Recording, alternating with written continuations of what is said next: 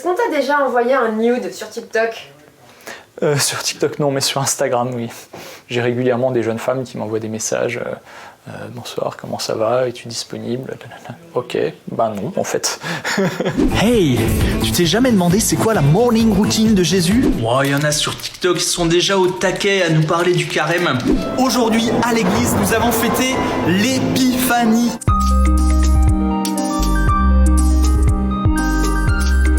Quelle est la vidéo qui a le plus buzzé sur TikTok?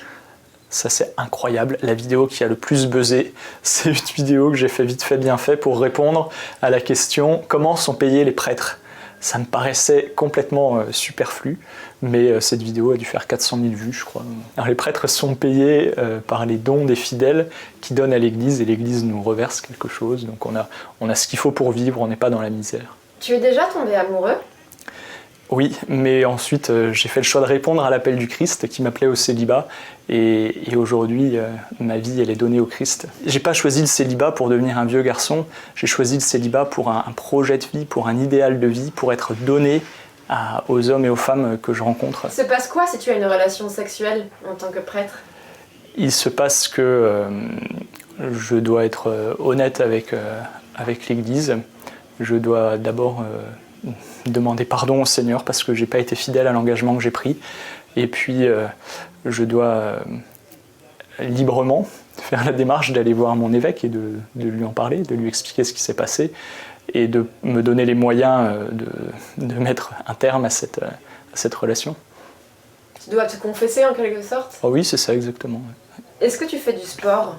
Ouais, j'essaye d'aller courir 1 ou 2 fois par semaine. On dit qu'on évite les activités qui nous mettent en danger, qui sont trop dangereuses. Voilà, c'est un peu... Comme les sports de combat? Oh oui, ça pourrait être les sports de combat, les sports extrêmes, voilà. Tu regardes Netflix? J'ai piqué les codes à un copain, mais je m'en suis servi 2 fois.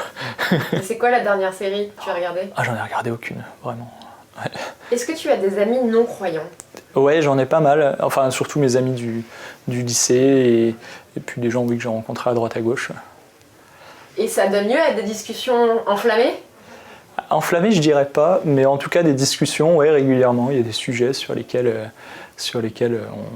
on débat. Comme quoi, par exemple? Il y a plein de questions, mais des questions de foi, c'est des choses qui sont fondamentales. Est-ce que Dieu a pu devenir homme à un moment donné, comme nous le croyons avec Jésus-Christ? Est-ce que Dieu peut être Père, Fils et Saint-Esprit, mais un seul Dieu? Comment 3 égale à 1? Tu as déjà consommé de l'alcool? Bien sûr, au moins tous les jours à la messe pour le vin de messe, mais je suis pas le dernier à prendre l'apéro avec des amis. Mais c'est pas interdit de boire de l'alcool quand on est chrétien et même de boire 2-3 verres, mais tout est question de raison et de modération en fait. Et pour la drogue? La drogue, alors il y a d'abord une question légale, et puis la deuxième question, c'est de rester en fait... la drogue, l'alcool nous font perdre nos moyens et donc perdre notre volonté. Et notre liberté, elle se tient là, c'est qu'on a une volonté. Donc tout ce qui vient nous faire perdre notre volonté, finalement s'oppose à notre liberté. Et Dieu nous a créés pour la liberté. Pourquoi tu es devenu prêtre? Parce que j'ai fait l'expérience, quand j'avais 16 ans, que notre vie ne se limitait pas à ce qu'il y avait sur la terre, mais qu'il y avait un Dieu, et que ce Dieu nous aimait d'un amour fou, et c'était amour fou, je l'ai expérimenté au plus profond de moi-même.